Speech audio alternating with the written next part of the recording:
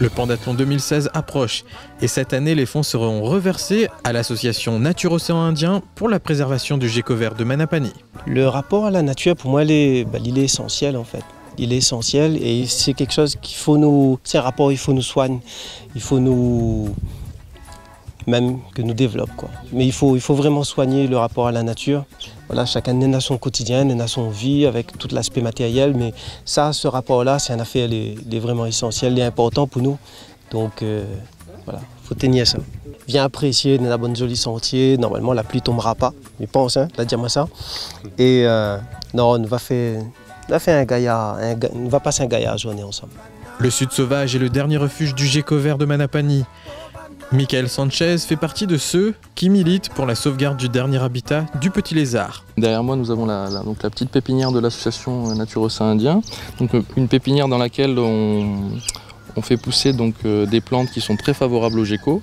Donc on va replanter dans les falaises littorales où il a disparu pour essayer de le faire revenir, mais qu'on donne aussi aux riverains de Manapani pour planter dans leur jardin et favoriser le petit reptile chez eux. Donc le gecko de Manapani vraiment est localisé dans le Sud Sauvage, donc entre la pointe de Saint-Pierre, on va dire Grand Bois, et la pointe Langevin à Saint-Joseph. Donc il est vraiment sur une bande littorale. Il ne vit qu'ici. Alors qu'à Saint-Denis, à Sainte-Suzanne et dans d'autres endroits de la Réunion, on retrouve des petits geckos qui peuvent lui ressembler, mais qui ont été introduits de Madagascar et qui sont envahissants à la Réunion.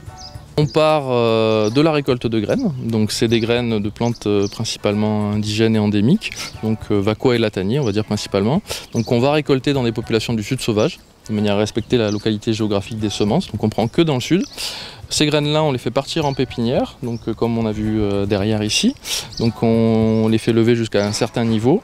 Et ensuite, on va directement les replanter dans les falaises, comme je disais, ou bien on les donne aux gens comme ça en plan et ils finissent dans leur jardin, donc plantés dans le jardin.